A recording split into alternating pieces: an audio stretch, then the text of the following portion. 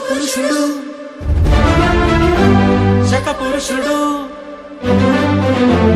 ఇమ్మానుయేలు లోకరక్షకుడు చుక్క పుట్టింది ధరణి మురిసింది